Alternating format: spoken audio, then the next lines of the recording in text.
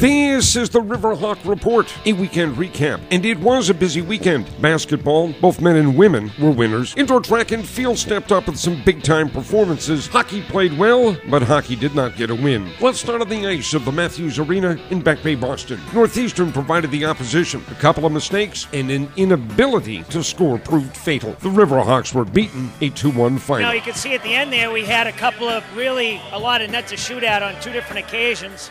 Missed the net on one, hit a little bit of post on the other one. We had a lot of good chances to make it 2-2. That is head coach Blaze McDonald. When you're in a tight game, and the Riverhawks were, every mistake, every miscue or moment of indecision is magnified. And it was the team's play in the defensive end of the ice that caused the greatest concern for the coach. The crux of the problem was how we played in our own zone. Thought the first 12, 13 minutes of the game we were playing pretty good. All of a sudden they got a couple shifts in our own zone and we couldn't compete with them.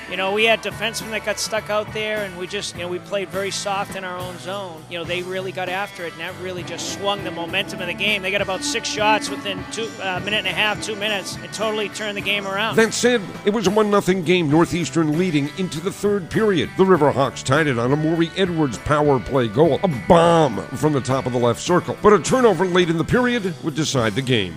Puck controlled by Costa behind the net, came in front, a shot, score! Northeastern takes Edwards to Goers, tees it up, now to Felitti right side. Felitti, shot, safe. Edwards, blind drive, scores! Maury Edwards, a bomb with 3/4 of the we worked hard to get that power play goal, and we thought we started to play pretty good after that. Goers Backford turns away from the first man, then put it in the middle. That's a mistake. Here's Daniels, shot, score! And to just give them, throw a puck exactly where we don't want to throw it, give them a guy walking down Broadway that's a tough one. Again, it was a 2-1 final. UMass Lowell on the short end. Things do not get easier for the Riverhawks. Boston University visits Lowell on Friday night, and the Riverhawks head to Merrimack for a Saturday meeting. Basketball was on the road this past weekend, on the road at Southern Connecticut. Men and women both, and both were winners. The women worked overtime, so we'll start with them. A strong team effort on the road. The Riverhawks defeated Southern Connecticut in overtime 72-66. The Riverhawks had trailed by 6 with 6.5 minutes to play, but forced the game into overtime, then hit the first 7 points of the extra period. Jen Valente led Riverhawks scoring with 15 points. Amanda McGrew added 14. Sarah Bennett had a season-high 13 and grabbed 10 rebounds. Bianca Simmons and Brianna Calvert each added 11. UMass Lowell is now 12-7, 8-7 in the Northeast 10 Conference. UMass Lowell men's basketball was a winner as well. They whacked Southern Connecticut 73-54. The final, it was a game of runs. The Riverhawks opened the game with a 10-zip run and closed the first half on a 16-7 run, and then scored the first 11 points of the second half. You get the idea. Kyle Kaola led Riverhawks scoring with 18. UMass Lowell now 13-7. They are 10-5 in the Northeast 10. The basketball teams will be back in action on Wednesday. They host St. Michael's. That's at the Costello Gym.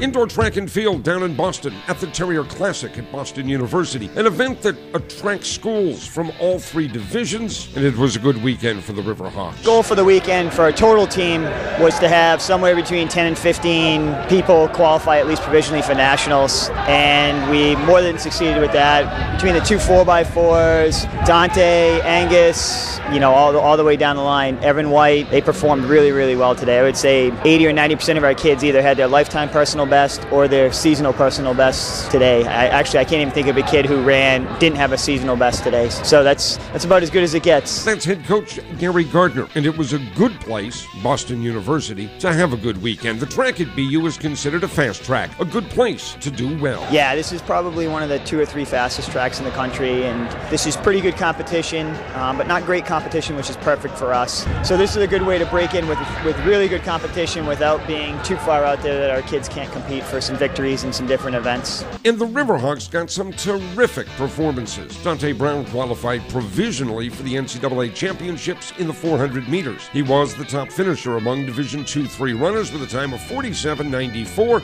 third best this season among Division II sprinters. Evan White, a freshman, was spectacular. He was the top collegiate runner at 200 meters. His time of 21.63 is a UMass Lowell school record. Usually it depends on where I'm lined up. I usually Usually my goal is to try to catch the first person on the outside of me, like by the middle of the race, which in indoor would be like halfway on the track. I just usually try to catch that person, and once I catch him, I just try to pass everybody else that's outside of me. Usually it just works out, and he's a special athlete. He's a long way from being what he can be. He's probably as naturally gifted, if not more naturally gifted, than anybody we've ever had. He's going to be a real good runner for us, and he's a good worker and a good kid. And he's a local kid too, from Tewksbury. So it's all the ingredients of a good Lowell kid. Wow, I was actually kind of surprised, because I had a little problem with my foot, so I wasn't really expecting to run that fast. I was hoping to run under 22, but I never really knew I was that fast. I mean, I always knew I was fast because whenever you do little sprints in Little League baseball and stuff, I'd always be up front and stuff. So I knew I was fast, but I just never knew I was that fast. White's time puts him third on the NCAA Division II list and probably puts him in the NCAA championships. Angus McDonald was tops among Division II/III runners in the mile with a time of 4:07.92. That's about a 4-second